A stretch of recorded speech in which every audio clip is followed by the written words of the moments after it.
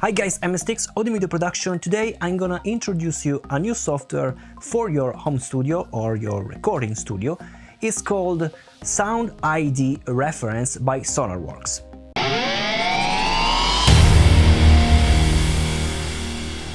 So this video will be very long because I have to introduce you what is this SoundID Reference software, why you should use this software even if you have a home studio without treatment. And lastly, we will see how to set up this software in your PC or Mac to work with your environment, so with your room. So for this reason you have the timestamps here scrolling the bar on YouTube, so you can skip all the topics, but of course I suggest that you see the whole video because it will be pretty logical in terms of timeline. Okay, let's start talking about this software. I've also a second camera here so you can see basically my studio.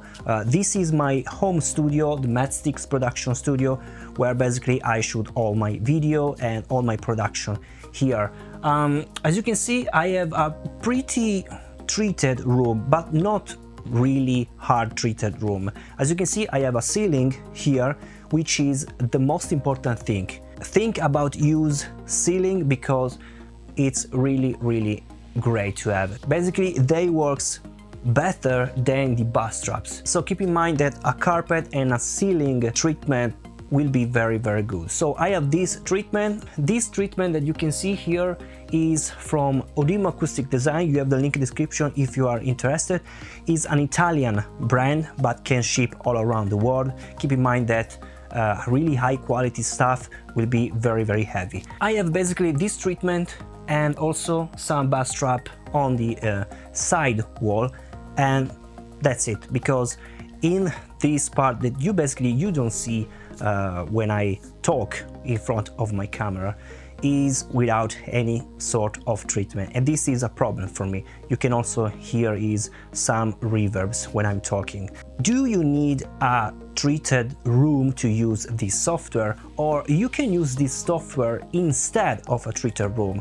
The answer is no. You don't need to have a treated room. Of course, you can use this SoundID Reference by Sonarworks in whatever kind of situation, but let me say an acoustic treatment in your room is always the best way before use the SoundID Reference, because there is no any miracle behind the SoundID Reference. So it's better to have a cool treated room, because if you use a tool, for example the SoundID Reference, and you make it work not at 100%, it will work better, okay? Will not stress the software, so this software will work in better way. But let's talk briefly how this software works. Well, basically this software introduces a sort of equalization, but very precisely equalization depending on your source sound that you're using. So for example your headphones or your monitor. So this software can work both on monitors. For example, in this moment I'm using the 𝙬𝙬𝙀 𝙬𝙤𝙀, so it's three-way with basically the mids and the highs are coaxial. So today I'll show you how to use this software with monitors, but you can also use for your headphones. And basically this software will introduce an equalization depending on your monitor, so on the source audio, and depending on the environment, so your room, depending also on the acoustic treatment. So if you have an acoustic treatment in your room, the software will work better because will not work at 100% like a CPU. If you make work your PC at 100% with the CPU at 100%, the fan very noisy, so it's not a really good way to use a PC. In the same term, if you use this software, it's better to make it work properly, okay? So let's talk now about how to set up this software. Let's jump into my system. When you open the software, you can see basically this window. The SoundID Reference, you have here to set up your main input and output, and of course you have to select your calibration profile. But of course, if this is the first time that you use this software, you don't have a calibration profile, okay? So you need to create this equalization. So you need this microphone. This is basically, let me show you the microphone. This is the official microphone from Sonarworks. I can show you it here. Okay. And this is basically, as you can see, an omnidirectional microphone. So the capsule is an omnidirectional, can also record behind the microphone. So it's really precise. So basically it will record whatever you have, so whatever kind of noise and reflection you have in your room. So if you don't have this microphone, don't worry, you can use also different kind of microphones, but be sure to use omnidirectional capsule. I can also recommend you to use the Sonarworks official microphone. You can purchase directly from Sonarworks. By the way, you have the link in the description of all the software if you want to try out, and you can try out for free, or if you want to purchase for your personal production. So I recommend you to use the original Sonarworks microphone, because all the microphone has the serial number, and basically there is a database of these Sonarworks microphones. And basically you can also, now I can show you, but you can see the frequency response of this precise microphone. So combining a really precise microphone with known impulse responses, you can also make it work together with the software pretty well. Okay, so let's start. We have to click here and add a new headphone profile if you have an headphone profile, open an existing profile if you have already did, or you have to create a new speaker profile. And basically it will open this second software, is always from SoundID reference, so it's always the same software, but it's the software to measure your room. So measure your speaker. You have to follow this checklist. You have to power on the Phantom, because this microphone works with Phantom. Of course, you have also to plug the cable of your microphone. Yes. Now let's turn on the Phantom power on your audio interface. Okay, done. Make sure your microphone input is not routed directly into your speaker outputs, because otherwise you will introduce a loop. Okay, yes. Then a single audio interface is used for mic input and output to speaker. Yes, you need only one audio interface, and I have my PreSonus Studio 192.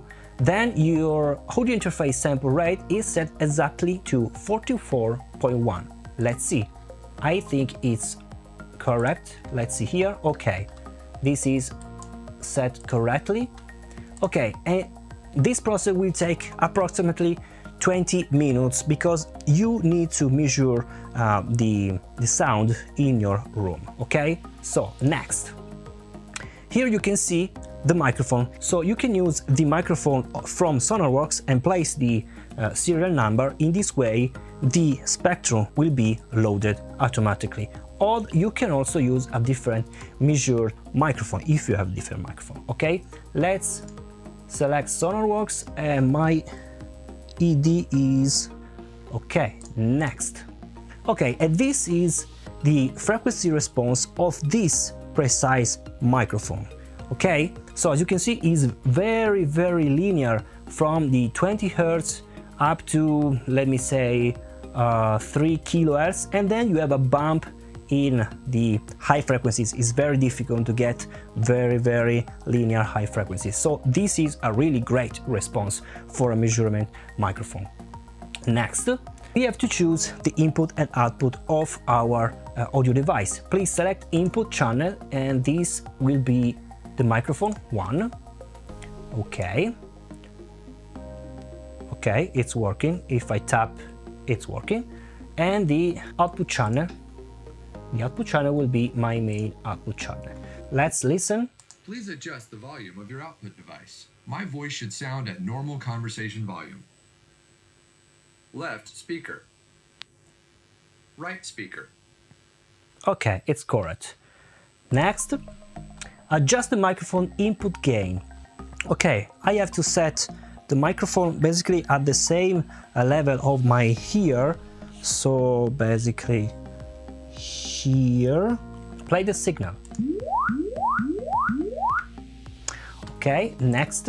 Okay, keep the microphone within your listening spot. So exactly in the center where I mix. Hold the microphone away from your body. So if you keep the microphone with your hand, stay away with the body because the microphone will keep also behind you. Okay, next. Okay, now we have to adjust the input gate of the microphone. Start measuring.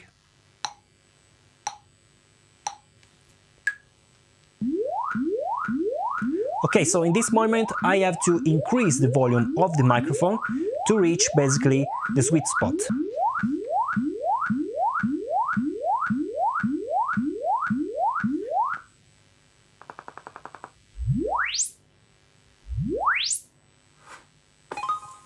Okay, position the microphone 1-2 centimeters from the center of the mid-range. So the mid-range for me will be this one, because here I have both the mid-range and the tweeter. So I already tested the behavior of this software in this recording situation, and I prefer to use basically the woofer, because most of the kind of monitors are two ways, and it's better to use the woofer because will be both the bass and the mids. So this microphone will work better in my opinion if you place it here on the woofer. So let's keep it here in the center. Okay, start measuring.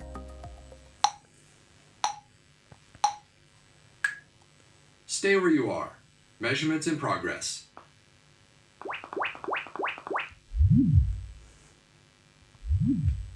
Now let's move to the right speaker. Okay, now I have to do 37 measurement. So let's see the first one and then I speed up the process. Okay, so start measuring.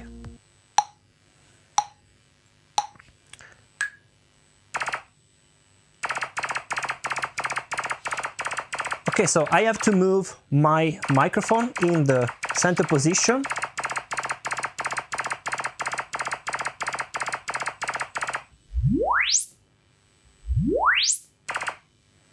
Okay, now I have to speed up the process because I have to do 36 measurements. So we will see you after the process will be done, okay?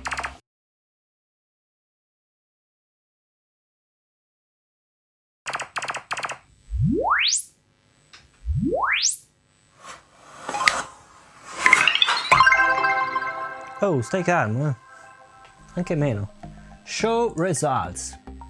Okay, as you can see, this is the results. So basically this is the behavior of my room. So this is the frequency response of my monitors in this precise room. So as you can see, I have pretty linear here in the mid-range and also in the high frequencies. And as you can see, I have basically here a cut on the 100 Hz basically, and as you can see also the two kind of course monitor are basically the same, the behavior, but not always exactly the same. So it's normal to have the same behavior because the monitors are also the same from the same manufacturer. So now let's name the speaker. These are my 𝙤𝙤𝙢𝙚. Okay, save and finish. Okay, now I can load my profile. So open an existing profile here, 𝙤𝙤𝙢𝙚, open, and as you can see is loaded this frequency response. You can see also some curious different kind of frequency response, the custom target, so you can use and adjust whatever you want the target. So basically you can add some of the bass, and as you can see is moving my frequency response, or also changing the mids and stuff like that. You can use this SoundID reference both overall your unit or also like a plugin inside your DAW. So basically when you are mixing or mastering a song in your room, of course you have to be here in your room because this system is relative to your system and room. You will apply this curve in your monitoring, okay? What you will listen is a correction of what you will listen without this system. So basically it will correct the sound that will be reflected here in your room. You can see here the dry and wet. At 0, this will not add any frequency response, and you have a sort of response of your room. If I had this, I can adjust also not at 100%, but whatever I want. This will be my control phase. So in this way, for example, here I have a lack of this frequency, so a lack of the, let me say, 80 Hertz, and this system will add just a bit more of 80 Hertz to listen in my room a flat response. Okay, this will be. Let's listen the difference. Of course, you will not listen the real correction, because I will listen the real correction because depends on my environment, but you will listen the differences between with and without the SoundID references. So for example, inside the DAW I have to open the plugin, Sonarworks, the SoundID reference plugin. As you can see, I can skip here. You can also use a reference track. I can add a preset, open profile, the Kali. Okay. This is without any calibration, and this is with.